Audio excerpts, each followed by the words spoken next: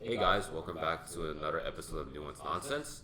We're not experts, but we just like talking. And this is your co-host Alex. I'm your other co-host Ben, and this is the eating episode. Yeah, so Ben has only eaten one meal today, so he's currently snacking on some pineapples. Yeah, I kind of woke up at 4 p.m. today, which was a major L. Yeah. So you want to tell our guests a little bit of how you ended up waking up at 4 p.m.? You want to know why? We were editing this episode. So we were like, the episode we just uploaded, which was Tiger U's episode. What happened was the video cut off. So we have like a little chunk at the end that has like no video. And because of that, like it ended up messing up how we were syncing the audio, because then we were like, oh, we should make them the same length in the editor. But then we kept forgetting that the video was cut off, so the audio will just like automatically be longer. And so I just kept like snipping it to the wrong place. And I was like, why is this not working?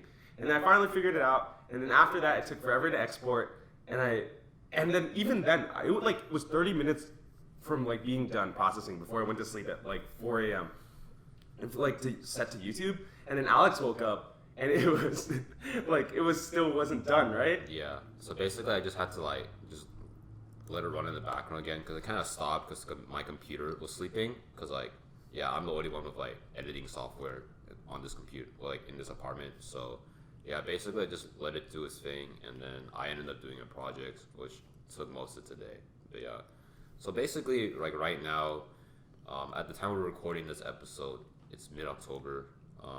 Things are starting to get a little colder now, right? Like right now Ben is wearing long sleeve shirt. He's wearing like a jogger. I'm still wearing like shorts and a t-shirt because I'm trying to delay the process, because I don't like wearing belts. Well, to be fair, today was like the high was 85. Yeah, it's that's, not that. That's cold. also why I was wearing shorts and a t-shirt. But yesterday it was like at night it was like 57 degrees or something. Yeah, the temperature drop from day to night is so big now. Yeah, it's kind of crazy because like Texas, like this is said a lot, but Texas doesn't really have seasons. It just has summer and winter. Yeah. Yeah. Because like originally we were gonna talk about like fall, but then I realized like it's mid-October. It's been fall for a while. It's just been hot, right? Yeah.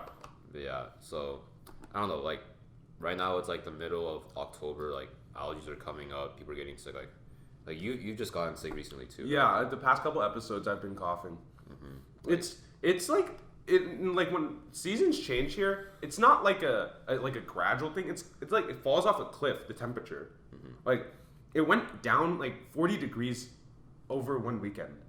Yeah. Yeah, it went from like 90 to 50 because there's a cold front. But like the 40-degree drop is like just huge. Like everyone was wearing like tank tops and like shorts and just like everything summer. And in that very weekend, it was like several weeks ago, it switched instantly to winter clothing. Like everyone. Yeah. Like last week I went back to Dallas because it was Texas OU weekend. This episode's gonna be released like a little later, so this is old news for y'all now. But basically, like I woke up and I was like, dang, it's cold. So I actually wore like long pants, and like I wore like the little like it's like an Izod like golf sweater, like a quarter zip. And I wore like... Damn, this guy knows all the quarter zip. This guy knows all the terminology. I brought like a bomber jacket back. I was like, dang, I'm not ready. And then the next day it was like a little hotter, and I was like, yeah, I kind of overpacked. Like it goes to show, like in Texas, like I have no concept of like the cold. Yeah. Like when it gets to like 50s and 40s, I'm like, how much should I wear? Should I wear 3 layers of clothes? Like, and every time I realize like it's too much, but it's like I always forget. But like up in like the north, like especially like the northeast or like Chicago area, like it's super cold. Like it gets like it snows all the time. Like it's in the negatives all the time. Like I don't even have a concept of that, right? Like I mentioned in the past episode, just like I can barely take 20 degrees, and people there are like taking like negative 20 degrees. Oh, dude, holy crap! 70 feels cold to me. Yeah. Like I dress like more layers and like longer sleeves and like longer pants for 70, let alone like 50, 40, 30. Like I have, just like Alex, I have zero concept of what 0 degrees even feels like. Yeah. Because it just normally doesn't drop that low here. Yeah, it doesn't. So we're woefully unprepared. But speaking of that, it's like fashion changes once the fall and winter hits, and like you see people even in Texas, like you see people wearing like coats and like scarves. Like even when like they don't necessarily need to. Like we wear Yeah. like boots and stuff, but it's pretty fashionable. Like so, what do you typically have in your wardrobe? In I don't fall? have much fall because a lot of it right now is still summer stuff because summer carries on for a long time. Like even this coming week, even though like we're talking about fall, quote unquote, it's gonna go back up to 90s. Like I think the high on like this weekend even I think is like 95. Yes. Yeah. So like everyone still has summer clothes in because it's just so hot all the time here. Like last year, for example, it was hot, like very hot in early December. Yeah. And it sometimes snows in Texas, sometimes it doesn't, but like there was no way there was getting snow that last year. But yeah, that's an explanation for why I feel like my fall wardrobe is just so empty. And the stuff that I do have is just like plain long sleeves and just like jeans and like a couple like other like colored pants. It's still all neutral colors. So I feel like I'm like just out of tune with like winter and fall clothing. But then like my friends that like intern in places like Cali, they're like, oh yeah, dude, it's so nice to have like 70, 60 degree weather all the time because I can like have like such nice outfits. And I was like, I can't relate. You can't relate. Yeah. I mean, usually for most people, they like winter because that's like the time where they dress nicer, right? My fall wardrobe is kind of lacking too. I have like a couple long pants, a couple. I don't think I have that many long shirts like this. I only own like 3, I think, and I bought them like last year, like last Black Friday. A lot of stuff I wear in the winter is like I wear like this T-shirt and I wear like my quarter zip. I'll wear like I think I have like 3 of those, and then I'll have either that I'll wear like this like sweater thing, and then I'll wear like a jacket over it, right? So I'm not super fashionable in the winter, but like I kind of just dress to be warm, even though like yeah, I'm just not used to the cold basically. Another thing that I feel like is a lot of my friends tell me is that like me and Alex have huge wardrobes in this apartment. Yeah. Like It's they're walk-in. walk-in, Yeah. and they're like bigger than our bathrooms or the size of our bathrooms. And for Yes. like scale, like our living room is the size of like 2.5 dorms. You're right. I never thought about it like that. Yeah. Yeah. And so our Like our apartment is just very long. Like for most people, like if you walk in, you may not think it's big, but like you realize it's very long. Our rooms are also like long because of that, and like but they have like the usual width of a room too. So our room is like bigger than like, most rooms. Like I can pace around in my room. Yeah. Yeah, and then me and Alex like have so much pacing space in our living room. Yeah. And so like by like just proportions, our wardrobes are huge. Yeah. And like even though our wardrobes are huge, we still like don't have like all the necessary articles of clothing. Yeah. I just have a lot of like t-shirts and like, Oh, same. I just have a lot of like instead of like I guess like a minimalist, like they would have like a clothing from like each different area, right? Like you'll have maybe 1 or 2 articles they really like from like a jacket or like long sleeve shirts or like pants or boots. But like I just have like 10 billion t-shirts, maybe like 3 sweaters, like 4 long pants, like 10 shorts, and like yeah. I also just feel like it comes in waves, right? Like there'll be times where I like my short pants more or my shorts more because like they're more fashionable at the moment. And, like I won't like my longer sleeve stuff. But then like I'll buy more longer sleeve stuff, and by the time like my like summer clothes are like out of date, so I don't really like it. But, yeah, I think it's also hard for me because like I'm pretty short. I'm like around like 5'2", 5'3". So a lot of stuff does not fit me, right? The only thing I can actually just go into the store and like just walk out with it are like the upper body clothes. So I can usually like t-shirts will fit the best. So that's why you have a lot of shirts as a pair Yeah. as compared to like pants. Yeah, because like shirts, jackets, as long as like I can find like a small or extra small, like it'll probably be fine. And you don't because you usually can't tailor shirts anyway. But like for pants, like I don't have as many because like I would have to tailor it or else I'm gonna have to cuff that thing like 8 rows. Or something, right? But sometimes I might buy like jeans from like the kids section, but for some reason in the kids sections I've been looking at, they only have jeans and like there's only so many jeans I can own. But yeah, so that's the main reason why my wardrobe, especially in the winter, is not super updated. Like recently, I bought some stuff from Uniqlo, and they tailor stuff for free if it's over like a certain price limit, and if you want to see like the stitching. Like if you want the stitching to be visible, then they'll tailor it for free. So now I have some pants that actually fit me, and I'll wear it a lot. The only thing is like they're kind of more like nicer looking. So like sometimes I'll wear it for like interviews, but like sometimes I'll just wear. So they're like closer to slacks. Yeah, they're like slacks. I have like 2 slacks, and I bought 2 slacks and a pair of chinos from them.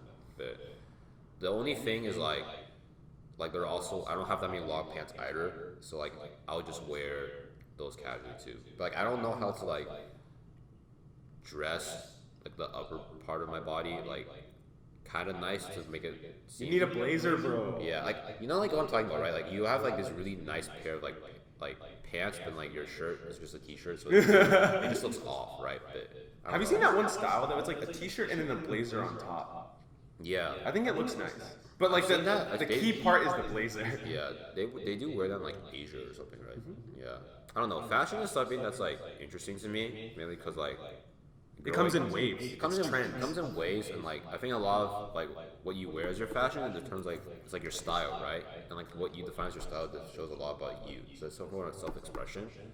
And like before, it used to kind of just be like, oh, like only like good-looking or like tall, cool people could wear nice clothes, but like you know, fashion's for everyone. But I still don't know that much about fashion. Like my extent kind of is like r/male fashion advice. So like whatever my friends tell me. But Yes, it's like what I see my friends wearing. Like whenever like I'm trying to go to like a nice event, I like Google image like what works, like what colorings work. yeah. And then it's just like stuff like that. Like honestly, like, your whole wardrobe for like the summer was like Dude, I have so much athleisure. it changed a lot. Like from compared to last year, like he has a lot of like Lulu shirts, like, Lulu shorts. Yeah, a lot of athleisure, but like yeah, I don't really see you wear your old stuff anymore. Like I remember you used to have like this Batman shirt or whatever. Oh yeah, I wore it the other day. Oh really? Yeah, I wore it the other day. Maybe I just wasn't paying attention. But yeah. Like I'm really a big fan of athleisure. Like prior to like when Alex is like he started noticing I wore a lot more Lulu. Part of it is because like I was like, you know, athletic clothing doesn't work that well in like normal environments. And then I started wearing it. I was like, wait, I actually really like this. And then like my parents are like. They're Asian parents, and so they're like suckers for deals. But my mom sees a lot of value in brands. Like she's like, oh, if there's like Lulu on sale, you should get it. And I was like, you know, it's kind of expensive. She's like, no, it's not that expensive comparison to like what it is normally. And so she got me a lot of stuff. And I was like just wearing it casually all the time now because I was like, this is so nice because like it gives you the utility of being able to work out, but also like it doesn't look out abnormal. Yeah. Especially since it's like I thought it was like a huge thing for just girls, but then like after I started doing it, I started noticing it more in guys too. It's just like I'm just a huge proponent of athleisure. Like a lot of guys will wear like a lot of guys will also wear like Lulu shorts or like Nike shorts, you know, Reebok shorts or whatever, and they'll just wear like a tank or like a I don't know, was it like a dry fit shirt basically. So yeah, I mean I like what like right now I'm wearing like these pair of pants called like Outdoor Voices. They're kind of like I don't know how they're kind of like athleisure as well. They're not necessarily. But they're Austin based is the cool thing. Right? No, I think they're based in New York, but they have a big Austin presence. Yeah. Oh. Yeah. I thought it was Austin based because the only people I heard it from was from my Austin, like friends who grew up in Austin. But I've looked it up. It's actually based in like New York or something. But it's like a smaller brand, but it's really comfortable. And yeah, I really like wearing that type of stuff because like it's just easy, right? Like you just like, if you're in a hurry, you just put it on. You just wear like a t-shirt or something, and you just head out. Yeah, and it matches it so much. And it matches so much, and like it still looks like you tried, even though like you really didn't try that much. But yeah. But yeah, speaking of athleisure and the fall, the NBA is starting. Yes. Yes, and. Man, I am excited I'm from Dallas. We're both from Dallas. So Dude, that sounded so contrived. I'm so excited. Yeah, I didn't know how to transition it, but I'm actually really excited for the Mavs season this year because we got Porzingis and we got Doncic, and I don't know, it's gonna be an exciting time, especially since we actually have 2 stars. In the past, it's just been like Nowinski. Like for the shadow, the years. shadow of Dirk as he gets older and older, and like. I think we've been trying really hard to find like star power, but like it's hard to track stars when like you're so old, and like they can tell like your team is declining. But yeah, I'm really excited. I don't know how. I think it'll be a fun season. I don't know who'll make the playoffs. like I think we could be 8th seed or 7th seed because you need like top 8 teams in like each conference to make the playoffs. But worst case would be 9th seed. But yeah, how much NBA do you usually follow? So I started following the NBA last year because of a class called Sports Management. It was something about like tracking NBA, and like we did some like simulation, and that's why I started tracking the NBA. And then I just started like I still don't watch that much, but like I track the stats. Like I track like just teams I hear about, like stuff like that. To just keep track of standings. And I guess I watched like some of like the playoffs. Like getting closer and closer to the finals, I tuned in a little more. I kind of wanted the Warriors to win the finals, but you know, injuries like really Controversial opinion. 'Cause Yeah. most people wanted the Raptors to win, and they did. So most people were happy. Yeah, because it sounds like I'm bandwagoning. So what drew you to the Warriors? I don't know. I guess I like it when like teams that are supposed to win. Interesting. Because like most people are like yes, like when an upstart team wins, like usually how it goes, like you know the team is on the rise, they're an upstart team, they dethrone someone, right? That's how the Warriors were. Like before, like in the beginning, like everybody liked the Warriors, right? Especially since like the Warriors don't actually have a history of winning. Like they were a bad team for a very long time, like 20 years. But then they got new management and like new ownership, and like they started like planning things well, like they started drafting well. Like even though they get a lot of hate for like KD, like their core before that, like Steph Curry, Klay Thompson, and Draymond Green, like they were all like homegrown, like drafted in the organization. So at first everyone liked them, right? And they were like really good that 2014-2015 season. But something like there's always a narrative in sports, right? So something people started disliking is that it felt like things came too easy to the Warriors. Because that first season they won the Royals to the championship, like they should have just dominated.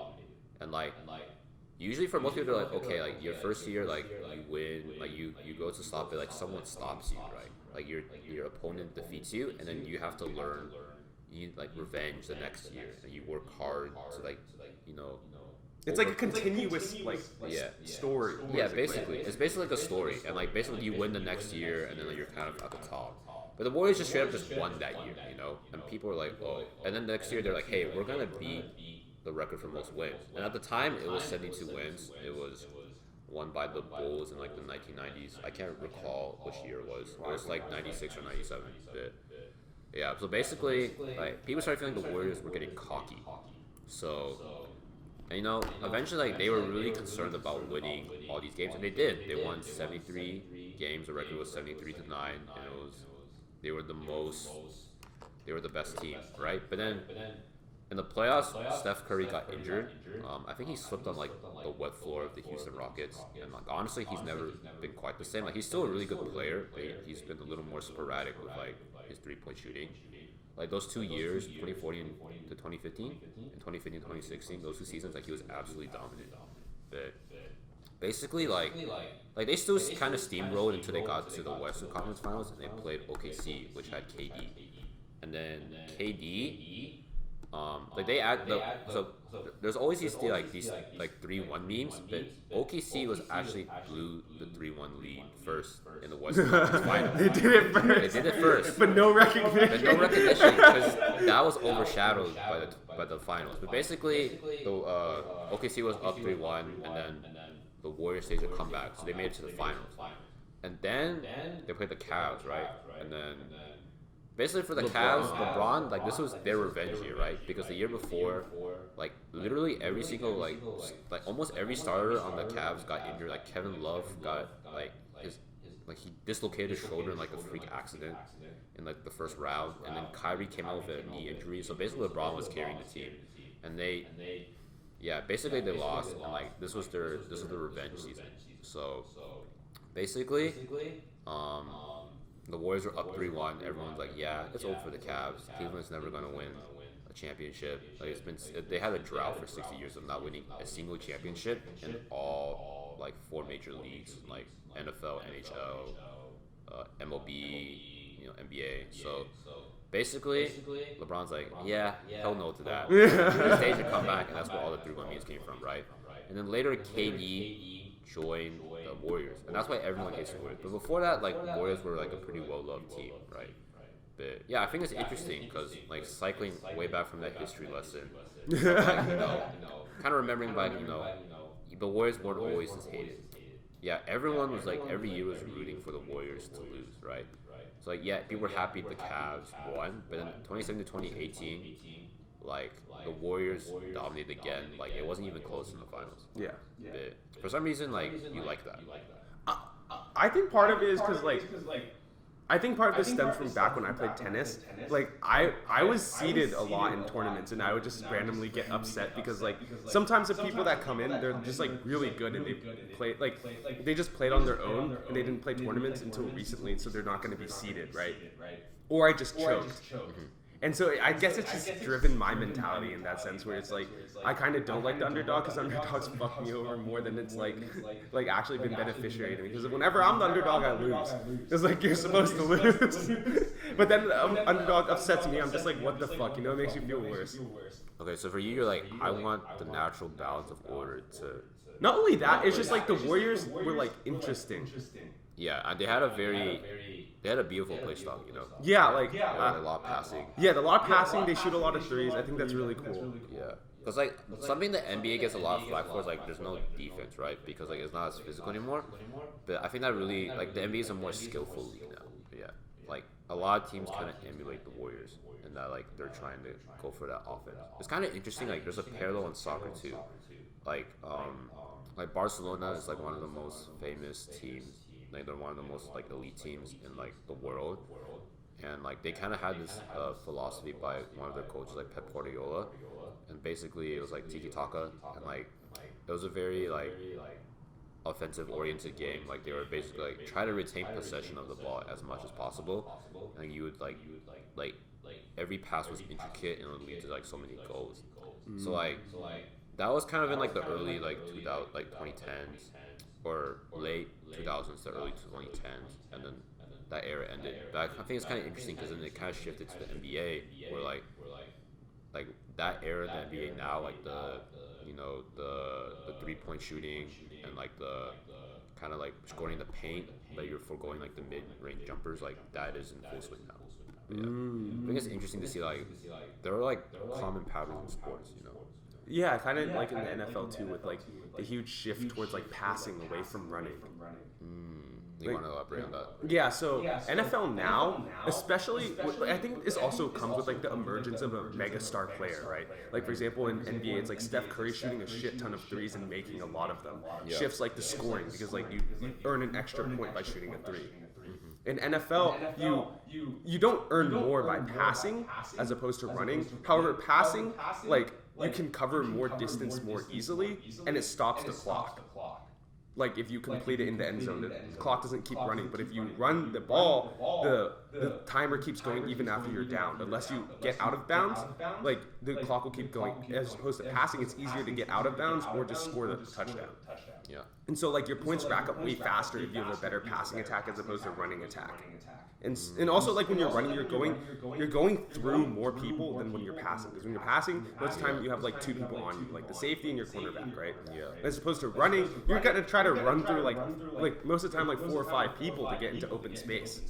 And so like with the emergence of Patrick Mahomes, who's like an incredible passer of the ball, who like he always has like some crazy way to like pass the ball. Like he has a bunch. They were talking about it on like this show I watched, and it's like he has a bunch of different arm slots to throw, which gives him a lot of like flexibility in how he throws on the run, because it gives him a bunch of different angles to shoot the ball from. And so it's just like his passing like range and ability is just like super incredible. And so now it's like led to the Kansas City Chiefs team. Their offense to be mega high powered because not only do they have this amazing quarterback, in tandem with that, they have a bunch of like incredible receivers, and Patrick Mahomes like amplifies them because he's like now the ball to these receivers, but not by giving to them short. You're giving it to them long, and so they score like crazy.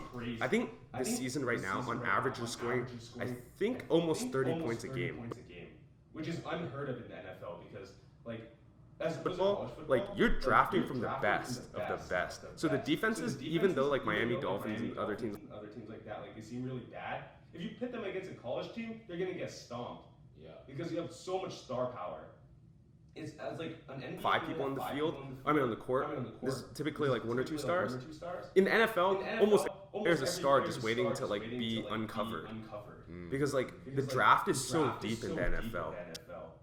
Like there's 7 rounds, Shit ton of picks and a lot of undrafted people that later become stars. Oh yeah, it's very different than NBA because NBA is like there's only 50 people on the roster. There's only 5 people to quit at a time, right? Yeah. So once you're out of the lottery, which is like the first 15 picks, like you're kind of like it's accomplishment if you basically start if you carve a role of yourself in the NBA. Like everything past is like you might be a good rotation player. Hopefully you're a starter. Even in the lottery, it's just like. Not everyone in the lottery is going to be a star. Like it's hopefully you can be a starter. Hopefully you can like even better than being an all-star. Like the superstars are like once every 1 or 2 drafts basically. Yeah. But the NFL is like very different, right? Because In like NFL, you have a higher percentage chance of being bad in the first round than being good. Because of like it's like expectations or what? expectations 1, and then 2, like a lot of quarterbacks tend to be drafted in the first round as opposed to the later rounds, and quarterbacks are the like hardest to predict field. Because it's like if they're good in college, why are they good in college, right? It's like it's hard to transfer that over to NFL. But like in NFL, like all picks all the way down to like 4th round is like still valuable. Like you can still produce a lot of really good players from like the first 4 rounds. Like that's why like the NFL draft is considered super deep because like even the 7th round, like Tom Brady, you're still finding people that are like incredible, and it's common too. Like if in the current season, there's been a lot of starting quarterback injuries, so there's been a lot of backup quarterbacks being played. And a lot of them are like successful, and it's like people are like, oh wow, they like came from like out of nowhere, like this guy was like a water boy or something. Like this guy was a water boy. Yeah. And it's like they're like, how did this talent come from nowhere? It didn't come from nowhere. It's just that everyone in the draft is talented. Especially since there's so many positions, there's so many different ways to be talented. Yeah. As opposed to like NBA, which like I feel like it's a more narrow way of evaluating talent. Especially since there's less people on the court. There's less there's less strategy. People in the NBA have to do more, you know. They have to do offense and defense. Yeah. I think in the NFL there's a very specific role carved to you. But I think yeah, honestly when you said like the NBA is less strategic, like I think it's very interesting because my perception coming into like watching the sports was like I thought basketball and like soccer were the most strategic, right? Because like it's not like yes they can be physical, but it's like you can tell like there is like grace and skill involved, and I tend to associate that with tactics, right? And football on the first glance is very violent and brutal. They're kind of like, oh look at these ruffians, you know? Just like, you know, like these are a bunch of buffoons, right? But then like you see it's like it's literally like a chess match, right? It really the head is. coach is the player, the quarterback is like The quarterback's like the queen. the queen basically. Like they like so much thought is put into it, and like even the people like you think they're not really doing much, like the O-line, they have to be smart, like they have to like read the plays and Dude, stuff. honestly, offense, it's like a lot of people think it comes from the QB. It doesn't. Like it trickles down from your O-line. Yeah, Like it all starts from your O-line, because if your O-line's bad, nothing will be produced. That's why the Browns look so bad right now. Everyone's flaming Baker Mayfield, like all these like random like components aren't working. No, I think if your O-line is bad, it will trickle down into everything else and make everything else look bad. Because your O-line doesn't actually produce any stats, right? It's hard to find a numerical value to attribute to these O-line people. However, the attribute you can like see is like how the offense is running as a unit. Yeah. And you can tell it's not running as a unit when the O-line is like not working. Yeah, I mean the whole is greater than the sum of its parts. Right? Yeah. So I think it's also interesting because I think fantasy plays a big role in this. You know. Yes. Fantasy, like you tend to really value the quarterback, the running back. Like you have one slot for quarterback. You have like 2 slots for like running backs, like Couple for receivers, and like there's obviously like a spot for a kicker. There's a spot for tight end, but other than that, like the rest of the O-line is unnamed. Defense is literally just lumped into like defense/special teams, right? And like that's why like for a lot of times you're gonna know who the popular offensive players are, but the only like defensive players you know are gonna be like the ones with like, pass rushers. rushers, or like Because they affect the quarterback directly. like linebackers, or like the ones who are really good marketability, like Gronk, or like what's the one on the Texans called? J.J. Watt. Yeah, J.J. Watt. Aaron Donald. Like the marketable ones, right? But other than that, like I don't think like the other players, other defensive players really get as much recognition as like they should, right? Which is really unfortunate because, like, according to any analyst, defense wins games. Yeah. And almost in any sport, like obviously you need a good offense to like win something. Yeah. The defense is what's making your offense like shine, right? I guess what makes NFL a little different is the defense can score. Yes, because they can get a turnover and Yeah. scoring. Yeah, for sure. Because like in basketball, if you get like a turnover, or something, your defense transitions into offense. Yeah, like, everyone is an offensive defensive player. You know? Yeah. Even in soccer, when you have like a set, like your back line is like your defense, and like you kind of do the middle where like they kind of like transition. Like you have a central midfielders who like they can do a little bit of both, and everything is kind of like a ground transition of the offense. Even then, like those offensive players are still expected to track back, like go back and like make tackles and do stuff like that. Just maybe not to the extent of the skill that defensive players are expected, but like everyone's expected to contribute, right? But then like I think it's interesting in football, it's the defined role. But it also makes me wonder, like I've asked you this multiple times, but I just wanted to share on the podcast, but like how come like for teams like who have like really high scoring offenses or defenses aren't as good, right? Because the players are different, you know? Yeah. Like the offensive players are still only focusing on offense. And like sure, like I guess the O-line is kind of like they're blocking, so in a way that's like offensive defense, but like in a way it's like I just never really understood like why like the defensive team side would be bad, because like they're different players, right? Is like a money thing or what? I think part of it is a money thing because offensive players, because they're more well known, they're more popular, they tend to get their money. And so the more NFL also has a hard cap. And so whatever money you allocate to the offense, that's taking away from whatever you're allocating to special teams and defense. And so, like, for example, the Kansas City Chiefs, even though they have the highest powered offense in the game right now, they also have one of the worst defenses in the game right now. Because they give up so many yards, passing and running, and just they can't get stops when they need it. Most of the time what happens is they just let the opponent score so they can get their offense the ball again. And so, like, it's not necessarily that, like, you have a good offense, you have a bad defense. Like, for example, the Patriots, they're a more defensive-focused team. They're defense first. But their offense is good because they found, like, an amazing QB, probably the greatest of all time. And then they just, like, put the right pieces around him, and he just makes everything successful from there. But, like, just generally, it's a money thing. It's, like, give and take. So it's like, what are you willing to give up in order to get this? And so, like, for example, if you want to, like, draft something, like you want to draft, like, a running back, odds are you should draft, like, O-line too, so that you can make your running back successful. You should probably draft... Yeah, space to run. Yeah. You should probably, like, invest in, like, this and that and this. And then, like, that's also why it's a chess match, because you need other things to make it happen. No one's a one-man show in football. That's impossible. Like, you can never, like, 1v9 in football simply because, like, you have to rely on someone else in order to, like, move the ball, no matter which position you are. Like, running back, you have to get, like, a hole, which is created by the O-line. Your quarterback, you have to throw it to someone. And even if you're running, you need to get that hole. And it's like, wide receiver, you need to get the ball thrown, too. The O-line doesn't touch the ball, but they create those opportunities for other people. So it's like another thing behind, like, good offense and good defense is, like, buying into the system, and that's why the Patriots are so good, because their culture is like built upon like buying into the system, and if you can't, you're out. Yeah, and that's why it's like so good. That's why their defense has been so dominant for so long. It's not just continuity. It's like this culture. But it's like this culture. Yeah. And so to answer your question more, I guess I think it's like a money thing. And like a culture. Just get star power. You can't just get star power on defense and expect like one or two players to fix it all. Like recently, the Rams acquired Jalen Ramsey. That's not going to fix most of their problems. Alleviate pressure. Like I was listening to some analysts talk. If you get some man coverage on Jalen Ramsey, like good, he'll lock. So good, he'll lock down like the wide receiver. You don't need to like allocate like a double team. You can like free up space to get like a blitz, or like make it easier for like Aaron Donald to like rush or something like that because he's getting the highest amount of double teams. But like. Stuff like that, like that's just like indirectly affecting what you actually want to affect, right? Which is stopping their scoring.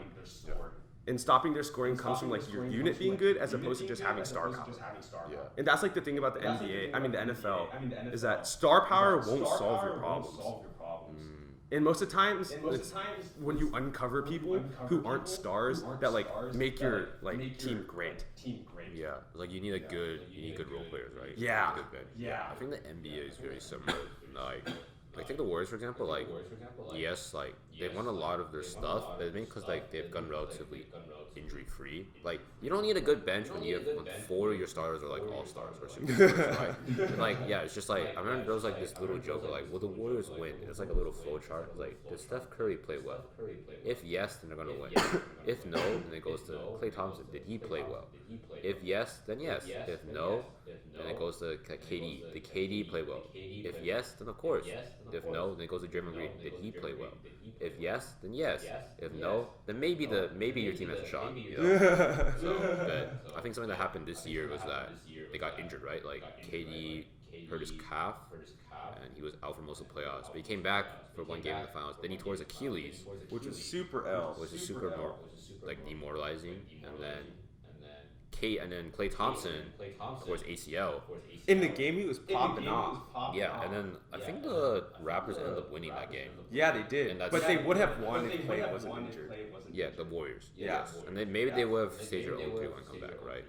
But yeah, so basically, That would have been in there. yeah, that would have been there. It would have been the closing of a book, you know, a Yeah. chapter. You know, they started the 3-1 game and they ended the 3-1 game. Yeah. But, yeah, basically after that, like they didn't really have a super good bench, so like it was really just Steph and like Draymond. But Draymond's like not really meant to be the guy who's carrying the team. Like he's a really good, like he's a star and he's really good at doing what he does, which is like kind of like screening, like getting rebounds, like defense. So yeah, I think in any team, it's like you want good role players because the stars are not going to be there forever, right? Especially in the NBA, there's a salary cap, like like yes, you can go over it for like a season or two, but like there's a luxury tax and it multiplies every season. So like yeah, most owners like who own a team like they're rich for a reason, right? Because they like money. They're not gonna do it for that long. Stars aren't gonna last forever, right? So for the most common things, like most teams that win they win young because that's when you can get all your stars on rookie contracts, which are cheaper. Like that's why the way it is because like they were able to get Steph on a cheap contract extension, like relatively cheap because like he had a lot of injuries early on, so people didn't really know his real value. Klay was a rookie. Draymond able to sign KD, but Oh yeah. Side note: that's actually how NFL teams are good because you rely on these rookie contracts. Otherwise, because the hard salary cap, you can't go over it. No matter how much or how accessible a player is, you cannot exceed that. And so that's why the NFL draft is so big, is because they need to give these teams opportunity to like find these rookie contracts. Otherwise, it's like if you have like 3 stars that take up your entire cap, you still have 50 other people on the team. Basically. Yeah, that's like why the Cowboys they became known for their defense. Because they just drafted a lot of defensive players. So They've been drafting defense. I mean drafting a lot of like OM players. Like it makes sense, right? Like that's how you can get so many quality players and like at like such a young age for like at that quantity. But yeah, back to the NBA. Yeah, that's just kind of how things work. Like Dallas right now is like they're on the rise, man, because like Luka's he's a rookie. Like he was a rookie last year. Deals, so everything's a lot cheaper. That's why they really have a lot of cap space to trade for Porzingis, right? That came out of nowhere because no one expected it. But like they're literally able to do this because like they have a lot. They can use the fact they have cap space and like the few assets they had to trade for these good players. But yeah. Speaking of the NBA, kind of shifting to a more heavier, controversial topic. Kind of speaking about the Hong Kong situation, right? So. Recently, Daryl Morey, the GM of the Houston Rockets, tweeted an image in support of Hong Kong protesters. A little context is that Hong Kong. Yeah, give context to Hong Kong. Yeah. So I kind of forgot because like it's been happening for a long time, but basically it's been a while. Yeah. Since the summer. But Hong Kong is kind of they've been protesting recently because of a extradition bill, which is kind of like if a foreigner kind of commits a crime in your country, like you can send them back to the country of origin, so they can actually be tried for their crimes, right? So basically, the long story, beginning of this narrative, is basically a Hong Kong couple. They went to Taiwan for vacation, right? And basically, the the guy ended up killing his girlfriend, man, because they got in a fight over like luggages or something, like how to pack their luggage back home, and the girl got so mad. She's like, "Hey, by the way, like the baby I'm pregnant with, like it's not even yours. It's someone I'm sleeping with." And then she also recorded a video of her like sleeping with another guy and showed it to him, and like. I was That just just like, triggered him. yeah, and I guess that triggered him. Like, he ended up killing her, right? Like, I have no idea what happened, but basically, he stuffed her. Okay, I didn't know about that. That's crazy. Yeah, it sounds like it's from like a fictional story. It sounds like it's from Psychopath. But it's real. Anyway, he stuffed her in that luggage they were arguing about, and he dumped her in like the sewer or something, and then he ran away, and then Of course he was gonna get caught. Yeah, I mean, yeah, and then basically it found out that like Taiwan wanted to like try and bridge crimes, but like Hong Kong was like, oh, we don't have a bill, and then so they came with this bill, but the bill also says, hey, we can send this back to China for crimes, right? And this is where people are a little like iffy on this, because China does not necessarily have the best record for human rights. Tiananmen Square is a very famous example where like Chinese universities were like protesting for democracy, and there's that famous image of the guy standing from Tank a tank. Man. Yeah, and then basically, everything's cut off. Like, they censor that to this day. People in China don't even know Tiananmen Square exists, right? And they do. They keep it on the lowest of keys. Yeah. Basically, like people don't trust China, right? So That's the Western perspective. or no, people in Hong Kong don't trust China. Oh yes, Because they have their Western, they have a heavy Western influence, because Hong Kong used to be a British colony. So yeah, they've been kind of like China, is like communist for the most part. Like, they do have cities with like capitalist ports, but for the most part, like they kind of run like they're not necessarily a democracy. It's a totalitarian like government. So kind of just like, hey, like this is the leader and it is what it is, right? But since Hong Kong was like a British colony for like such a 100 years or so, like when they got handed back to China in 1997, like there was like a little treaty. It's like a 50 years thing, but basically for 50 years there'll be a special administrative region, and they'll kind of just run like however they wish, right? Like they're kind of like a little transition between they go back to just being a regular city in China. But basically they're supposedly a democracy. They can elect their own leaders, and they're not necessarily hit to the same rules as people in China are, right? Like before China got rid of this one-child policy, you could have multiple kids. Facebook and like Instagram and YouTube are not banned in Hong Kong, stuff like that. Like they can enjoy those little rights, right? China's been slowly encroaching, trying to assert their power, right? Because to them, like they've been humiliated by the fact they weren't like. But the 20th century has not been a good time for them, right? Yeah. Like China's traditionally been a very powerful country. Like they were the sleeping dragon of the East, like basically like they're influenced, like they've influenced a lot of like Asian history. So, but like the fact is like they kind of slacked a bit, and like they basically like the West took advantage of that, so they kind of thrust them out of view for like part of the 19th century and the 20th century. So to them, like they view this as humiliation, right?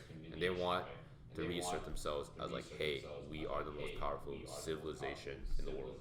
So basically, they've been like kind of going back into Hong Kong, like, hey, like the only leaders you can elect are the ones that we approve of, or like, hey, like we want your kids to learn Mandarin, right? Because in China, the official language is Mandarin. They've been slowly stepping out other sub dialects, like, and like there's a part of China called Guangzhou and like Guangdong, and like basically they usually speak Cantonese too, but like since Mandarin is required for them, like Cantonese is slowly like dying out, because Mandarin's like easier language to learn and speak.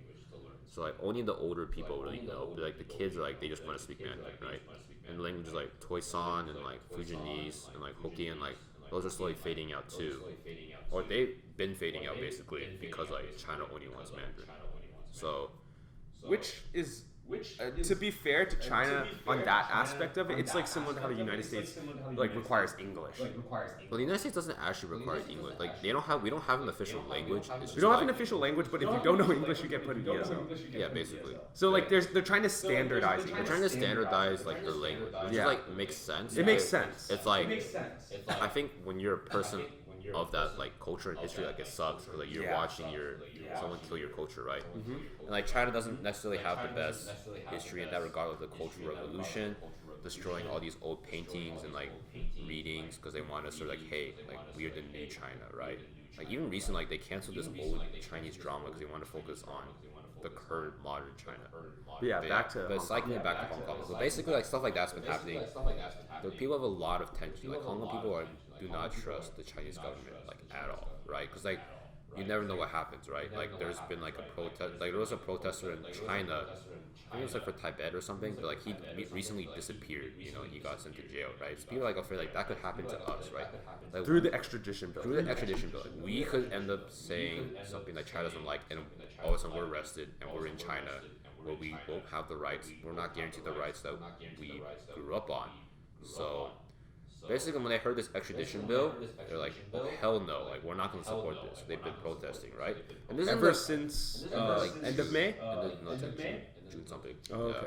Like this isn't the first time they protested. Like in 2014, they had this umbrella movement where they protested. I don't remember the exact cause, but like they basically been protesting. It's probably human rights. Yeah, something like that. But basically, like that did last like a couple months, or 1 or 2 months, but like it ended pretty soon because like there was no goal in mind, right? But recently, like it's been ramping up. Like things have been more violent. Okay, at the beginning though it was peaceful. In the beginning, it was peaceful. And it's like a huge percentage of Hong Kong Yeah, came like out. 1 to protest. million people came out to protest. And there's like Hong what, Kong. 6 million people in Hong Kong? Yeah, 6 or 7 million. So that's like a massive percentage of your entire yeah, not like country, but like 1/7 of like your little city is like that's a big proportion, right? yeah. And like so I want to give us like some context for later on. Like Hong Kong is generally divided into 3 regions, right? There's New Territories, which is in like the north-ish area, kind of like bordering China. There's like Kowloon, which is south, and there's like Hong Kong Island, which is the Hong Kong everyone thinks about, like Victoria Peak, like all the clubs and like all the cool fashion stuff. Like that's the city, the inner city. So that's what Hong Kong is usually divided into, right? And so in the past, like so for early on the protests, like the most peaceful, like most of the protests were in Hong Kong Island. So you could kind of like you don't if you were in Hong Kong, you didn't really know, you didn't have to know what the protests were going on, what they were like, because you could just be far away. But slowly as the summer went by, like there's Started like getting more and more violence. intense. Like they also- police started attacking more. And But before that though, they like did something at the airport. They like protested in the airport and made it so that people couldn't come in. Like they shut down the airport because it was like getting way too much foot traffic, yeah, and so people couldn't come in and leave. yeah. And that was like one of the major airports of Hong Kong, right? Yeah. And it was very tense. But basically, in like June or July, there was a train station. There's like this district in Hong Kong called Yuen Long, and it's basically in New Territories. It's very kind of like Shenzhen, and basically, like there was a train, there's a metro, and like a bunch of gang members they started attacking civilians, right? And like they said like, hey, there were protesters at that train station. Like that's why we're attacking them, right? And it was really sad. But like the worst part was like it appeared that the police didn't do anything about it, and they refused to listen or asking for help. And there was even a rumor that there was footage captured of like a pro-Beijing like lawmaker in Hong Kong. He was shaking hands with one of the Oh, I saw this. of the gang members, right? And it looked really basically bad. People are like, hey, this is pretty scam. So basically, like protesters have been getting violent too. It's hard to say like who started who, but basically it's been like retaliation on retaliation. So things been getting more violent, and like it actually doesn't seem like things are gonna. Dude, it's just continuously more heat, and it's like starting to seep into Western media. Yeah, so that's why like cycling all that. Like, this is a very long like context. But it just goes to show how the situation is. Like even what we said is not enough to like really portray Like I'm not the even, depth of the I'm not issue. even going back to like how China feels, because like you didn't even talk about like how, Oh, how we yeah. even got into the situation, like the Opium War and like how Hong Kong got into British rule. But basically, so you know, for the most part, it's been kind of contained in Hong Kong. Like no one really cares about outside of Hong Kong. Like the U.S. has its own problems, like blah blah blah. And Daryl Morey, a GM, like he of the Houston Rockets, like he tweeted this image in support. But the reason why Houston Rockets are important is because they have a huge like fan base in China. I was gonna get into that. But basically, like Yao Ming was part of Houston Rockets, and you know, like that's kind of like the Chinese was like, hey, like we're good at basketball, we can be good at sports, whatever. Like he was their hero, and like that's why a lot of them like the Houston Rockets. And then also like Houston has a pretty big Chinese population. Yes. Yeah. So basically, Daryl Morey tweeted this, and like China was pissed. Like they said, hey, like we're gonna pull all like Houston Rockets merch. We're gonna cancel like All the all sponsorships. the sponsorships. We're not gonna broadcast any Houston Rocket games. And at first, the NBA was like, oh hey, like we're so sorry. Like he was in the wrong. Like like we do not condone. Like we're sorry that people were offended. And like it sounded like they were kowtowing or like like kind of saying like we're bowing down to China, right? And there was, and of course, there's a lot of backlash in the U.S. Cause like, hey, like what the fuck? Like this is China, right? We're an American company, like we stand for American values. Like even though it sounds super like conservative, patriotic, like why are you letting them dictate our freedom of speech? And then the next day, like the NBA kind of did a soft backtrack. They're like, hey, we support Daryl Morey's freedom of speech, right? He has the right to say what he did, but we're not going to punish him, right? And like that, it doesn't say they support the substance of what he's saying. They're saying we support his right to freedom of speech. Yes. And China did not like that. They said, hey, you're supporting Daryl Morey. We don't like this. So we are canceling all NBA. We're not going to broadcast any NBA preseason games. And like the situation just seemed worse. Like they canceled a lot of like NBA events, like like NBA Care, stuff like that. And like things did not look good. But the problem was like there were still players in China at the time because they were supposed to play. Like, the Lakers and the Nets and like two other teams were supposed to play in China. And like basically like people are like, hey, why aren't people saying anything, right? Like why are they supporting Daryl Morey? Because like they kind of just threw Daryl Morey on the bus. And for the most part, a lot of people, it seems like a lot of people are too scared to say anything. Like they're like, Except LeBron James. Except LeBron James, we should get into that. But basically, they kind of played the game. They came back, and then LeBron's like, hey, he was uneducated. Like he didn't know what he was talking about. He should have known the consequences, right? And like for a lot of people, like people are even more pissed because like LeBron, like he kind of heralds like this woke player. Like the NBA heralds itself as the most progressive woke league, right? But basically, when it came to actually like when it came to like hurting their money, then like everyone's like oh, this is bad. Like he doesn't know what he's doing. Like he should be punished. Like LeBron said that. Stephen A. Smith was like, hey, like you need to know what you're doing. And also all these NBA players were like so like pro for like Black Lives Matters and like like being anti-Trump and stuff like that. They're like, hey, like we're just sports players, right? Like we don't know what we're talking about. Like just let the politicians take care of it. Like we have enough issues in America, right? For a lot of people, like especially on Reddit, they're like, we've been let down, and like. Yeah, so this is basically the grand narrative. I've definitely missed some details. It's like, or else this could be a whole hour itself. Yeah, I know, This like, is a really deep It's a topic. really deep topic, yeah. But like, I don't know, like, what are your thoughts on the situation? I think, like, especially you're talking about how, like, the NBA, like, now that this is a huge controversy, they're like, oh, yeah, just let the politicians handle it. I like the fact that LeBron said something. Regardless of, like, whether it was, like, right or wrong or, like, good or bad, like, he said something. And, like, the fact that, like, he said something, I think is, like, that's, like, noteworthy and, like, admirable. Because the fact that like he's able to stand up when all these people aren't, it makes him kind of woke. But like, ironically, I feel like he wasn't super educated on the situation, which is what led him to say that. But I don't think being educated on the topic doesn't necessarily make you credible about something. It just gives you an informed opinion. It doesn't make you credible. What's the difference between informed and credible? I feel like for most people, they equate the two. Because for me, being informed, just like things happen. But that doesn't mean is like should be taken for granted, right? Because it should be taken as like the truth. Yeah, because like whatever you say always has a certain bias. Always has a certain spin to it. Chinese people like what LeBron said. Yeah, obviously. Yeah. He supported. He basically said, I don't like what. He said no to Daryl Morey, which implicates. Yeah.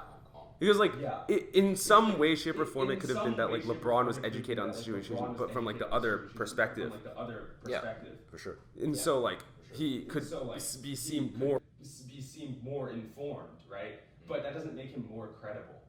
So what you're saying is being informed is relative to the side you're on, right? Because That too. People want to say, hey, you're Only in the know if like you agree with what I'm saying implicitly, right? Because like Yeah. a lot of times people say, like, hey, like he just doesn't understand. Like he's just uneducated. That's why he disagrees with me. Yeah. But yeah, kind of my thoughts on this, like, so like my parents are from Hong Kong. Like, in Hong Kong. So this is a lot more home to yeah, Alex. it's not more personal to me. Like, I actually do have most of my extended family lives in near Yuen Long. So my aunt works in that district. So my family was actually worried that she was hurt. You know, I think that hit home because like before you kind of associate everything like, okay, this happens in the inner city, right? But like my family doesn't live near that. Like we kind of live in like kind of like the outer reaches of Hong Kong. So it's like, oh Suburbs? wow. I want to know if it's like a suburb because it's still in Hong Kong. Like Okay. how cities work in like Asia is different. This is a whole that could be a different podcast episode itself. Urbanism, but like basically like I guess I don't want to say we're in the like the nowhere area of Hong Kong, but like we're not near the important part, right? So like even the fact that it could happen there like was scary. But I think there's like two sides. Like okay, obviously you can kind of tell from like how I was talking about the situation. I don't approve of China. Like I'm very pro Hong Kong in this situation. Something I care about a lot. But I think there's two sides of me that feel affected by this. There's the person of Hong Kong descent, which is like, hey, my family's in danger. Like not only that, but my culture is in danger, right? Because I feel like to me, like Cantonese will die out, you know. Like it's a matter of time. Like by the time like I have grandkids or something, like Cantonese would be like a dead language, right? Maybe I'm exaggerating, but like I think it really sucks. all in one language. And like yes, in the U.S. like we kind of do that, but like I feel like we lose a lot of like we're eradicating culture too here. It's like you know. A lot of us like we can't speak our mother As Asian Americans, like it may even sound hypocritical how much I care about the situation. Where, like I can't even speak or understand Cantonese. To be fair though, he tried to take a Chinese class this semester. And I dropped because I couldn't manage it. But you know, that top man. I can't support the Chinese government. Just kidding. You know, Taiwan, Malaysia, they speak Mandarin too. Cool countries. We're cool. I just want to approve of the government. But I think yeah, it's just like that's been hard mainly because like I don't want my people to be racist. growing up, even like in the U.S., like growing in the suburb of Dallas, like Mandarin people different. Like they'll be like, oh, you Cantonese people, like, oh, are y'all Cantonese? Like I didn't even know there was like whenever I asked my parents about this, like they would say there's no rivalry, there's no tension. Like, but I could tell like they looked down on us or like they didn't view us as like the same, right? But we were still expected to be in line with like as good Chinese people, and like I think that's when like this like I don't like saying I'm Chinese. Like it's not wrong that I'm of Chinese descent, but I always like to say I'm Cantonese because like I feel like I'm not telling the full picture if I say like I'm Chinese because like, I don't want people to assume like I speak Mandarin, right? And I think it's just really sad that like these languages are like kind of being stamped out. China to do a good job of it, and like well, no matter what they say, like they're not gonna care. So yeah, I think I just like this whole pathetic with like other people's stories like with languages and like bilingualism, just like the importance of like maintaining your culture. That's like the Hong Kong side, like my people are being oppressed, my culture is gonna be stamped out at an even faster rate than I would like it to be. And then as the American like this foreign institution, not institution, this foreign like Entity. entity say in America, right? Yeah, that's That's the scary part because like because it's dripping over into Western things now. Over into Western things now.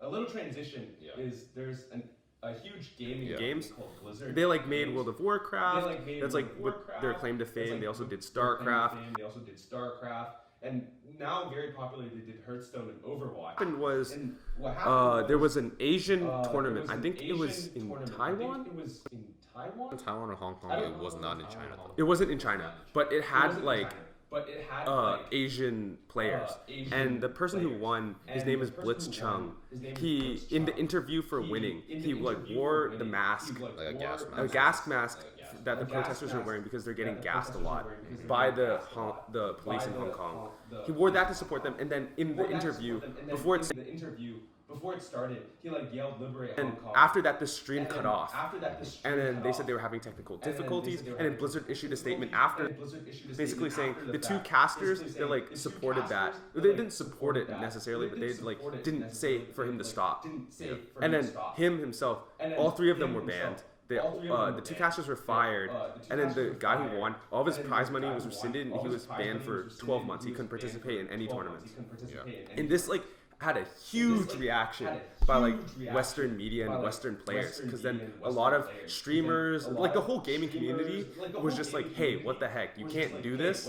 And then not only that, a lot of people start tying it back to China, because there's this company in China that's an entertainment company called Tencent. They own a lot of stock in a lot of major gaming Like companies. they're a conglomerate, so they just own stuff, right? Yeah, so they own 40% of Blizzard. They own all of League of Legends. They Like own Riot Games. Yeah, Riot Games. They own all of. They own 40% of Epic Games. They have a share in like EA as well. And they just have, so basically they're like very widespread within Western media, and just people don't know. And so like that made a lot of people extra concerned, and so people started boycotting Blizzard as a movement to not only like show that like we can't bow down to China, but like you're a Western company. And so like what happened after a lot of boycotting was that Blizzard like took a step back, a soft step back. They still banned Blitzchung, but They gave him like half his money. they gave half his prize money, and then they cut his ban in half. But then Okay, maybe they gave all his prize money back. I'm not sure. it's either all of it or half of it. Yeah. There was like a significant chunk of it back. Okay. But like they made the statement that like it doesn't matter like the content of what he said. He said something political. It's like we're trying to make an environment where it's like it doesn't matter what you say. We just want the gameplay. Yeah. So it was trying to like be like a catch-all sort of like PR statement. But I can also get like the mentality of that was their original intention. If it was, right. If it was the original intention, like I could get it, because like like you obviously don't want to be embroiled in controversy, because that sucks. But like if it wasn't, then it's just like a PR move. I mean, to me, like I'm biased. So I think it's a PR move, right? Yeah. Because I say like, oh, if you're anti-Trump, we would ban you too, right? But like, of course, you're using an example because it's very easy to hate on Republicans for Trump, right? Like the media doesn't like them, like they don't necessarily do a good job of making themselves seem intelligent or like the most informed or caring. But like to me, it's just like even back to the NBA, it's easy to say I criticize these people because nobody likes them, right? How they won the 2016 election was controversial. Like nobody thinks they really represent America. Like it's easy to stand up when like you have nothing to lose, right? But in this case, like they had something to lose with China, and like they didn't want to, you know. Like LeBron said this stuff, like kind of back to your comment, like I've lost respect for LeBron personally because yes, I don't expect him to champion every single right, but it's just like he say stuff all the time like injustice is like prevalent in our society, like freedom is not free, like you need to always speak up or else silence will like allow them to win. Something like I'm paraphrasing terribly, but like basically it's just like he will say stuff like this, but like when stuff actually matters, then or like stuff actually matters in like an international context, like he's not, then he's like, oh, like you should have felt the consequences. Like the fact that like he said something like this like made me like really disappointed in him, you know. Like I'm not saying like he's not a good person, like I still think like a lot of the work he's done for like the underprivileged community, inner city kids is like, regardless of what he's like a businessman, like, that takes hard to do. Like he obviously cares about that more than like Hong Kong, because it's more relevant to him, right? But like to me, it's like he just didn't have to say like Guillermo was uneducated, because that implies that he agrees with China, right? Yeah. Or even the fact that he didn't support his free speech. Like there was rumors that he asked in the players' meeting with Adam Silver, he asked like, "Hey, I know the players did this. There were big consequences. Like, what's the punishment for Daryl Morey, right?" And Silver, in my opinion, rightfully said like, "There is no punishment. We don't punish you for going for supporting Black Lives Matter." It's like, why do you think like we would have a punishment? Like that's what makes me really annoyed. Like that's what makes me really annoyed with these players. Like to me, they seem really critical to me. Like They're the ones saying like we don't like we will not shut up and we will not shut up and dribble. Like we will speak up because we're role models. But then we'll shut up and dribble. We're just players, right? It's just like to me, it's just like it goes to show like nobody cares about us as people, like as Asians. Like to me, that's always what I felt like. That's always what I felt like. Like we're a minority, but no one really cares.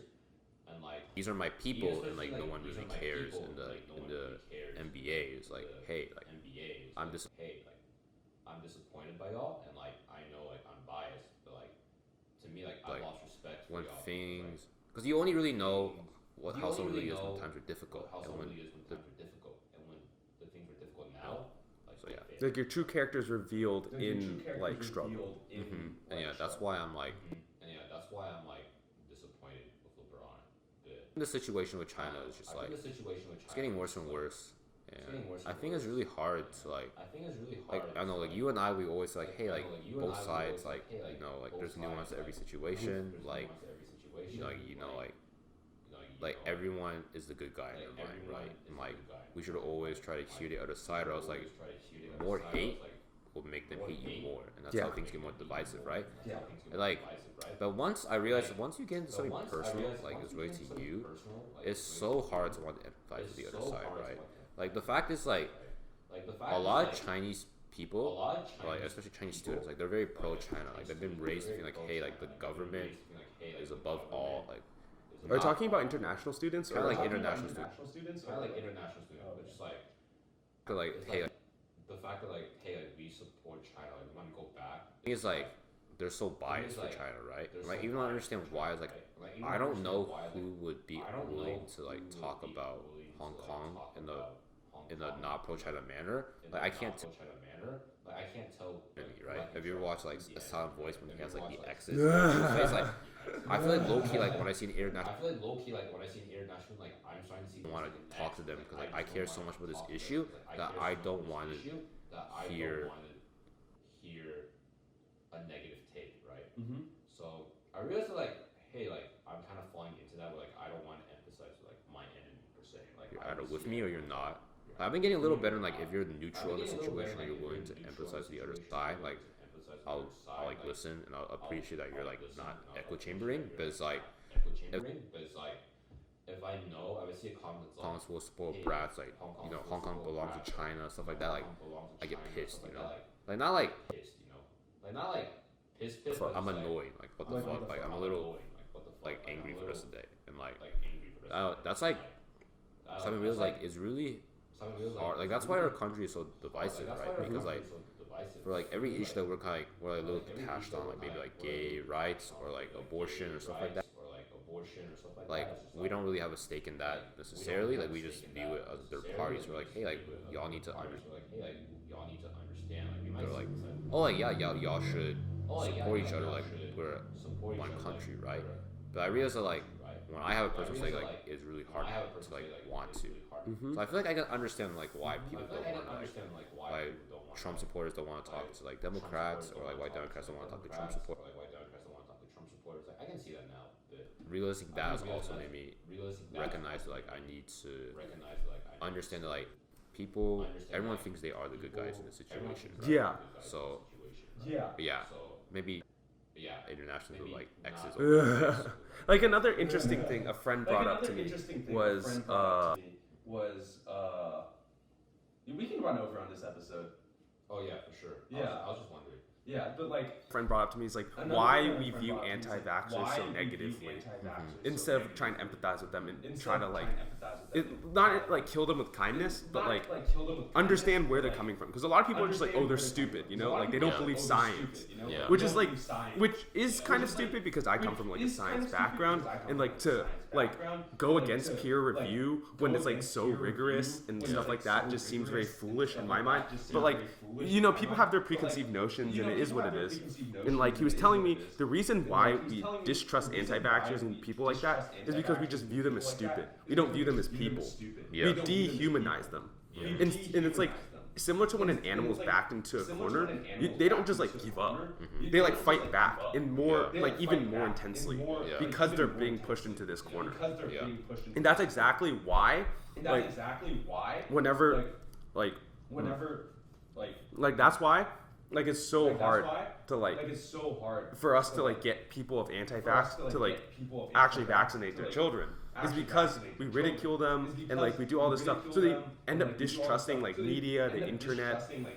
I watched a video recently. It was a Jubilee video. It was like 3 people who are like scientists talk to like three like flat earthers. Yeah. In flat, I feel like flat earthers and anti-vaxxers are like one in one. Yeah, like they're basically the same group of like dumbasses who don't Yeah. believe in science.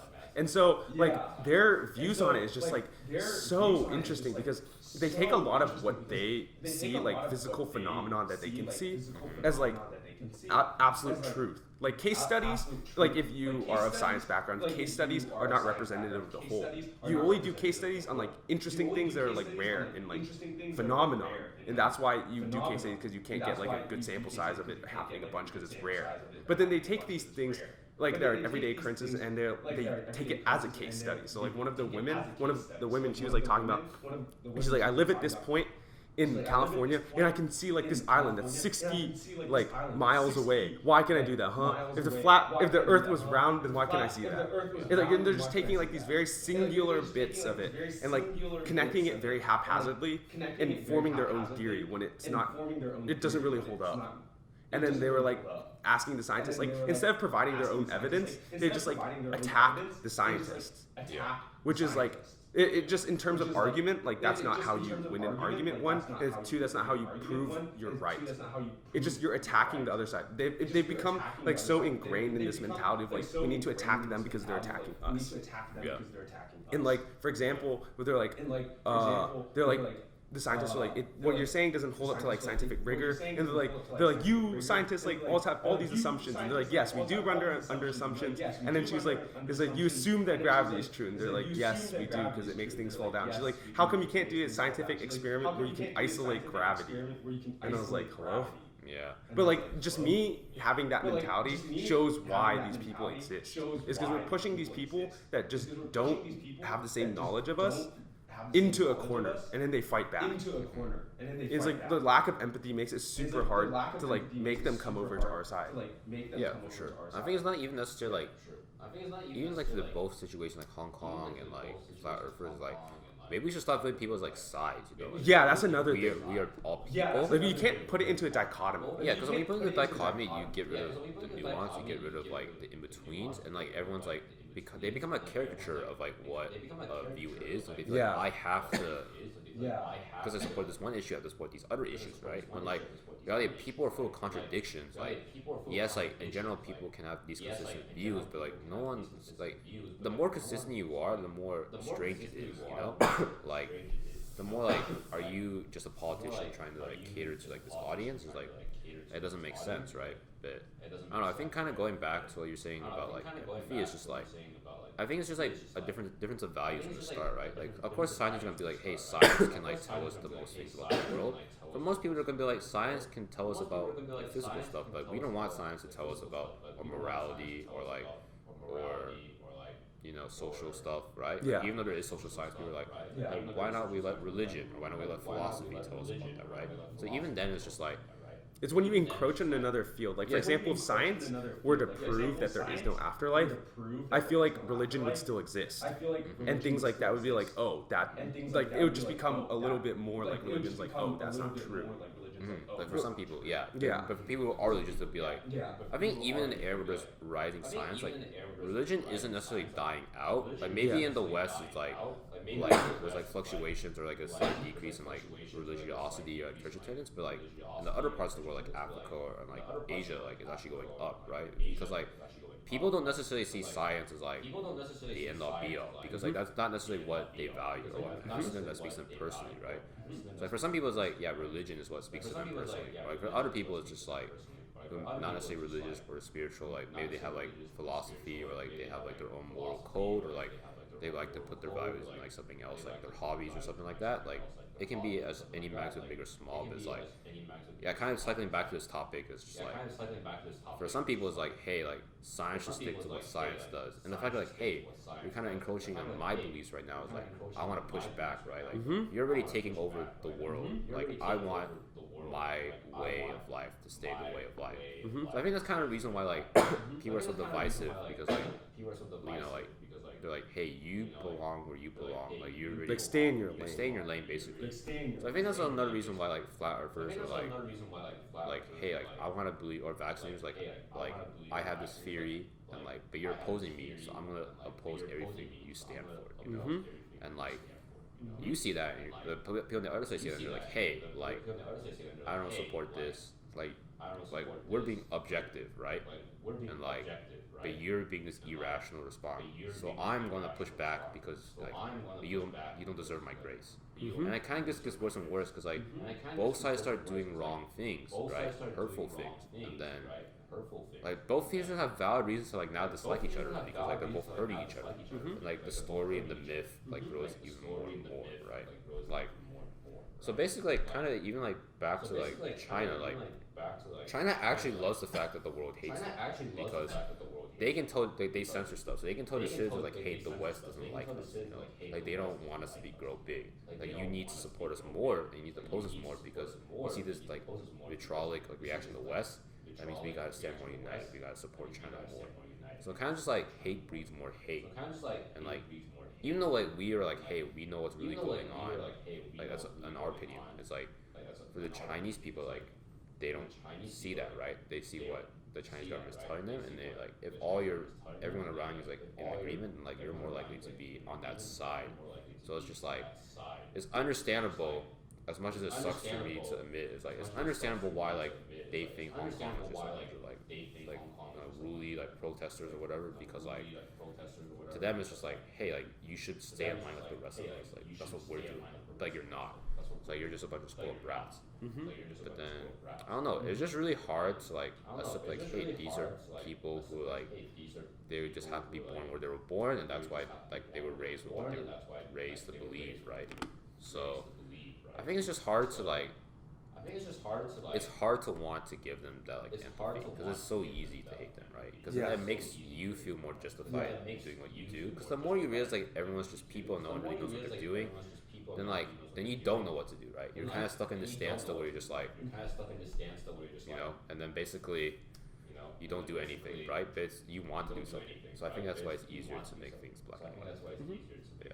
And in the note of like staying in line, you just made me realize something interesting about like Asian parents and the culture of growing up Asian American when like your parents immigrated here, because they grow up with the culture of like, hey, stay in line, like that sort of mentality, and that's kind of why like they push their kids because they want them to grow up the same way they grew up and stay in line, quote unquote. And it's also why they like kind of like frown upon like mental health issues because they see it as like an excuse to like work less hard and things like that, which I thought was really interesting. Like the reason why I bring this up is because like I went to school in a very competitive like Asian oriented school. There are a lot like It wasn't Asian. The demographic at the high school. Yeah, it wasn't Asian oriented. My bad. There's just a lot of Asian people, which just naturally bred competition because like that's what it was like in like East Asia primarily. Yeah. And everyone was sort of like the same. Everyone had like, I don't want to say everyone because that's too general, but a lot of people had like not mental health issues, but just like, you know, this Like, undertone, this undertone of unhappiness. Maybe like it seemed like there was like, a lot of people had stress and anxiety. Yes. Yeah, we don't necessarily know what they were going through necessarily, but on the outward, like kind of when you get to know them better, they'd be like, yeah, like I'm really worried about this test, or like I can't sleep well, or I'm not sleeping much at all. Yeah, there's just like some underlying issue that is breeding unhappiness. Yeah. And this all stems from the idea of like you need to work hard, and it's like things that prevent you from working hard, like are seen as bad, because it takes you out of the line. Yeah. Like you're not trying your hardest, you know. Like if you're depressed, that's just like reasons for you to slack off.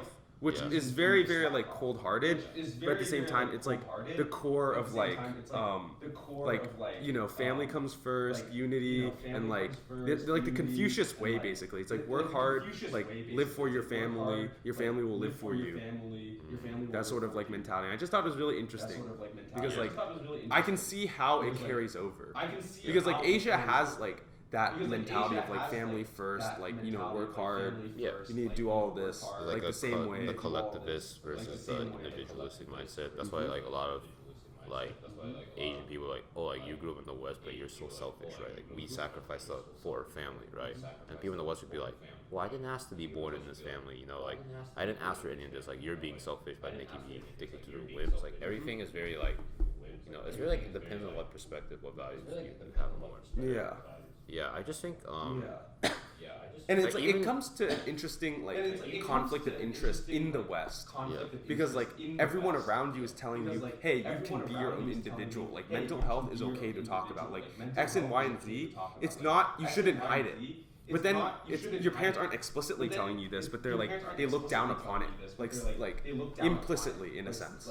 You know what I'm trying to say? Yeah, for Yeah. sure. I think it's like even talking to my parents about like whenever I'm stressed, they'll be like, oh, like we want you to be happy, right? But for them, it's just like I think mental health is something like you can't really control as a person. Oh yeah, For sure, like there are people who like they'll be depressed all their lives, no matter what they do. Like even like if they're like blessed in like a good family situation or a good financial situation, like they're still like unhappy, And if you can control that, your parents definitely can't control that, right? Like so the them is like it's the unknown, right? And it's just like everyone's like situation with like their mental health is very individual and personal, so it's very gonna be very different. So like if the fact that it's like very different means like there's something you can't systematically understand it, like there's no rule, which means that like for Asian parents like it's like they can really only take your word for it that like you're not happy and like that there's nothing they can do about it, right? So them it's just like you're just making an excuse, And also for them is like mental health isn't something that was like recently invented. Like everyone's gone through mental health in the past, with mental health problems in the past. So like for them it's like, hey, like we felt unhappy too in the past, but we showed it and we dealt with it, right? Like why can't you do that, right? Just like for them it's like you're being soft, Yeah, it's similar to like the shut up and dribble mentality. Yeah, and like in a way, it's like that's what some Chinese people feel about Hong Kong. Like, hey, like you got. In a way that they kind of recognize like they like Western values by saying like, hey, like you had all these freedoms granted to you, right? But like now it's your turn to like come back in line with us, like they're like, oh, these Western values have corrupted you guys, like you should come back to what China is doing, right? Because then like the government is like. I think there's this saying like the government is the mom, Xi Jinping is the dad, Mao Zedong is the grandfather. Wait, are you kidding? Xi Jinping is Winnie the Pooh. Right. No, those are maybe they're not mutually exclusive. But basically, it's like the fact that like the government is seen as family to them is just like it's hard for them to speak in line, especially in such a family-oriented culture. But in the U.S. is like we kind of like fuck the government all the time. Like us saying this right now, like even this got big, the U.S. government is not gonna throw us in prison for that. Maybe the Chinese government would be like, hey, take down your podcast. But like the fact is that we can say this without like sweating. Like we're not really losing anything from like saying this, right? So the fact is like that's something that we can appreciate about living in America, but like in China, like you don't necessarily have that right. Yeah, I think it's just it all comes hand in hand. A lot of issues are like correlated and linked in like ways you would never really think about. And it's just like me and Alex have these conversations a lot and just connect a lot of random things. Like for example, this also plays into like sort of like how you bond with people, how you make your friendships with people, in the sense that like you seek out similar people, right?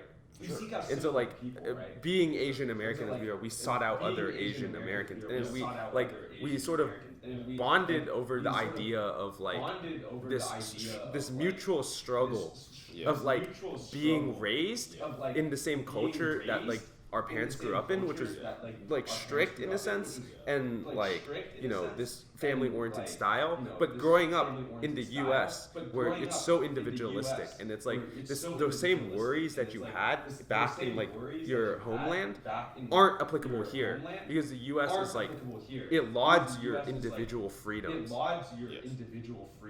For sure. Yeah. It's like why subtle Asian traits like rose to prominence, because it capitalized on this collective experience we have. Someone said this interesting trait, or interesting fact, like, so they're Indians, they have their own, like, sort of curry traits. But for them, it's like, it's kind of sad because, like, you would be the last one to experience it. Like, we're like, what are you talking about? It's like, this is only relevant to us because we are second generation kids, right? Like, for the most part, like, when we have kids, like, they're not gonna understand that feeling because we're not gonna raise them the same way our parents raised them, right? And even now, like, the perception of international students is very different from back then. Like, now, like me and them, we probably do international students like they're rich, especially if they're bachelor students, like they're probably rich fogs. Parents are paying for everything. Like there was no struggle, right? But when our parents came over, like they usually came as a grad student, maybe undergrad, but like they had like $2 in their pocket or something. Like they traded a straw all the way up to their house. It's very like rags to riches stories. Like, the fact that the thing is like almost every Asian parent has a story like that. Like we all got desensitized to like just the fact that they're able to make it in America, right? We definitely take that for granted. How like. But even like this difference in like how internationals are perceived will be like the internationals like now that stay in America, like how they're gonna raise their kids will be very different from like how they were raised. So even like just like my friend pointed out, I was like, oh wow, like subtle Asian traits like these meme groups are like they're not gonna be around forever, they'll just be relevant to us. Yeah. Like it's just kind of crazy how like I guess like as much as like humanity seems like people haven't changed over time, like people are like have similar values over the course of like the history of mankind, like people do change, and like the little things that make us who we are, that'll be vastly different from like I guess future Asian American. It's just like my friend was telling me about like the generational shift from like our generation to the generation behind us. Like he was telling me, he was like looking at some statistics, and it's like the generation below us, like the one that made Fortnite big, is like heavily invested in things like Snapchat and even less into texting than we are. And the generation before us was more into like dial-up and like calling on the phone, because like texting wasn't huge yet. It was very clunky. It wasn't convenient. But for us, it was like it was like made more marketable because it was so convenient. It was so easy to just text your friends, And social media started blowing up for us. But like the instant gratification of like Snapchat and things like that wasn't big for us as much as it is for people now. Like people that are younger than us, like he was telling me, they're more likely to Snapchat than to text, because it's like quick conversations. Like you don't need to like delve, you don't need to like hold on to something for super long. It deletes itself and stuff like that. It's like all very quick. It's all very like instant gratification. Like they're able to hold on streaks much more than we are. I thought this was really troll when he first told me, but like this is like interestingly true. Even like it's like two things.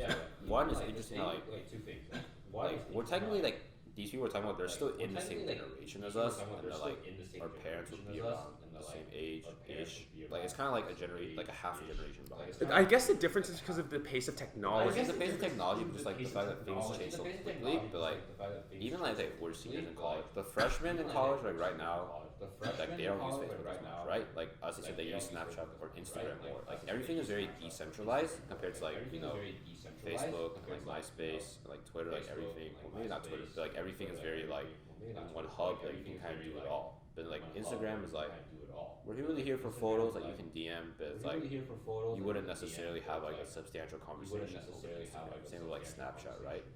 But like even like talking to me and Ben, like we're like, oh, like have you talked this fucking well? Like Ben would be like, I mean, I snap her, but it's like not like a real conversation.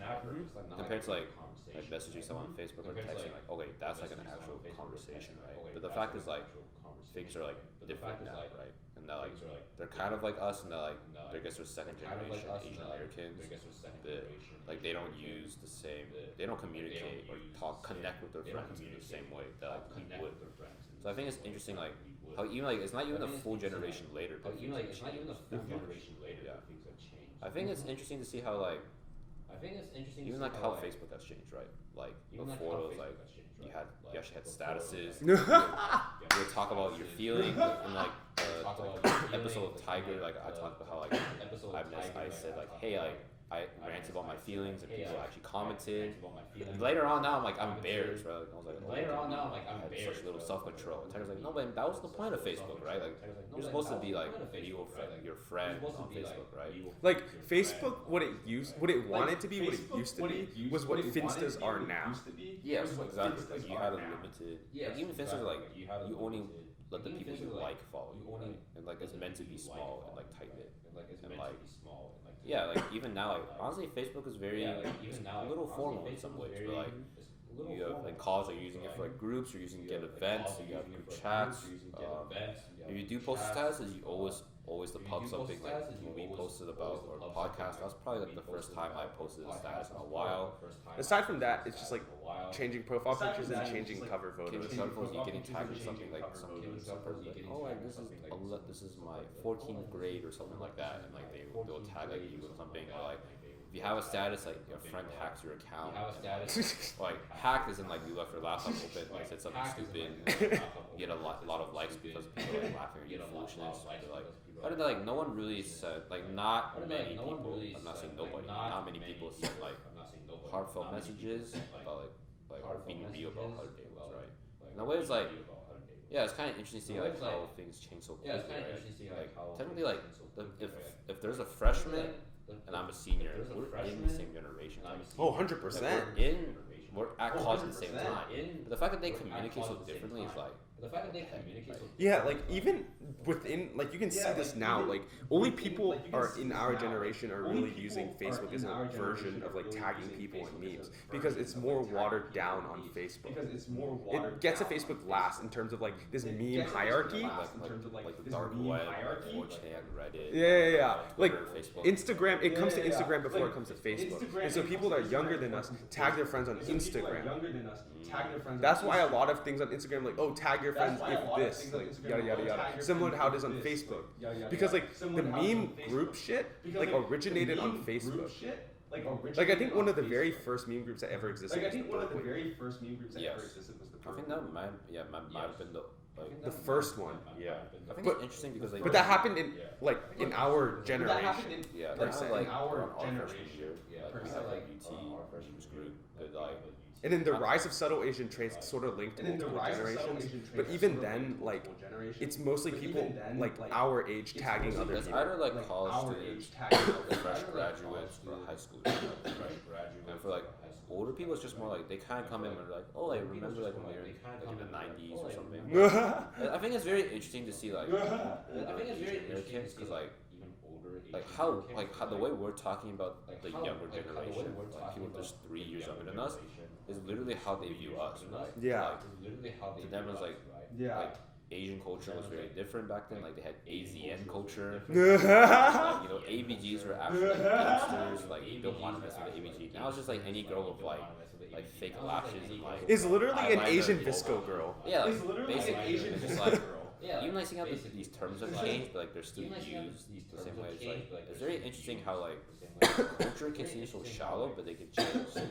Yeah, like even we'll just take one case study, like the evolution of ABG. Like that term used to be so different. Yeah, as I said earlier, right? Like to portray it a little bit more, like ABGs used to be like girls like that hung around like gangsters, like triad people, and then they would have like shit ton of tattoos. They'd work out. The physical attributes are still there. They like work out, wear false lashes, have dyed hair. Imagine like an awesome girl, like something like Fast and Furious, where like you know, like oh yeah, we like stylish cars and like lots of money. Like now, like you can like turn to like a regular old friend who like is like a pre-med who probably like studies a lot. And she like bet she wears like eyeliner and she likes boba. Like yeah, she's an ABG. Like, like the term has like lost a lot of its weight. Yeah, because it's used more freely now. People like there's an ABG look. Like back then, like ABGs described like a smaller demographic of women, Asian women who hung around gangsters. Now it's more just like describing like almost like any like Asian female who wears like darker makeup. Yeah, it's like kind of crazy because like even like the beginning of the decade, 2010, I watched a Fungo's video about like Asian terms, and like they were describing ABGs the way like Ben just described it, right? And like so quickly like it's changed to, like this, like what we're talking about now. I think it's just crazy to see. Like yeah, who knows what will happen in the future? Like who knows what the next form of social media will be. Like maybe everything will just be on TikTok. Yeah, TikTok is a thing we don't understand because it's like that Fortnite generation. Yeah, and it's like I was even watching like just sorry for jumping around, but I was watching like a long time. Everybody brought like this YouTube channel called Cancel Mando, and they do a lot of like funny short skits on like Facebook, maybe Instagram. But like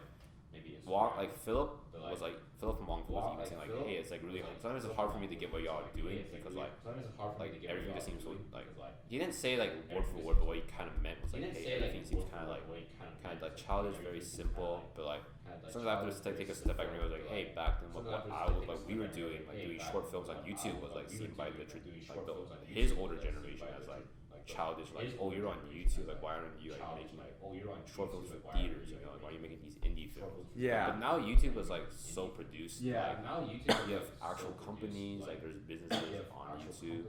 Like even though like that's not fully solidified yet, like you can tell like there's a lot of money like, in the I guess YouTube space. YouTube, like digital media is the future, right? So even seeing like how like I like it's hard to tell if like Snapchat and TikTok like a thing or like they're actually fads.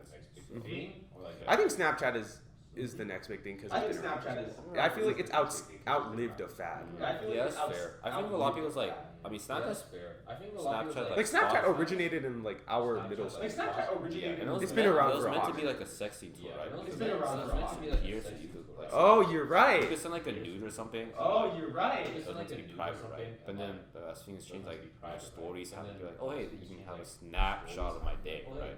So even now, like Snapchat is now becoming Snapchat is becoming more legitimate. Like Snapchat is like a news section in Snapchat. Like yeah, things have changed a lot. You know? So back as what we're saying, like it's kind of wrapping up now because like we've definitely gone that road. Yeah. Things change really quickly. Even with like this Hong Kong stuff, like who knows what's gonna happen in the future. Like even like the summer, I definitely thought it was gonna blow over in a month or two. Like people's attention spans aren't that long. Yeah. But now it kind of seems like people are more determined to keep on fighting. You know, even though it seems kind of hopeless because like China's such a big entity, like Hong Kong seems screwed. Like they're still fighting. You know, like The thing is, because things can change so fast, this could cool down like tomorrow. cool down tomorrow, or just World War III could start tomorrow. Yeah. Over like a tweet. Yeah. And yeah, so it's just like things can change quickly in that regard. Things can change quickly in social media. Things can change quickly in relationships, like friendships, whole different podcasts. We've been saying whole different podcasts on a lot of this episode. Yeah. We've definitely covered a wide range of stuff. We have a lot of guests coming up. Stay tuned because they're exciting guests. Yeah. Not to say the previous ones weren't exciting, but like we have different types of guests coming on now. We're making we have some more diverse friends. Hopefully gonna make more diverse friends and we can bring them on the podcast, share some different perspectives on top stuff we talked about, but even like I can talk about stuff we never really talked about ourselves. Yeah. Outside the podcast. Yeah, stay tuned. I hope y'all like this episode. Yeah, we kind of jumped from lighter stuff, from like fashion to like NBA to like this whole serious topic about like Hong Kong controversy. Yeah, hope y'all liked it. Kind of like when there's episodes with just us two, kind of there's a lot less structure when we talking about like whatever. Yeah, hopefully, just stay tuned. We're still new to this, but yeah, we're not experts. We just like talking, and it's kind of like how we got into this whole situation. Yeah. All right. Nuanced Nonsense signing out. Nuanced Nonsense signing out.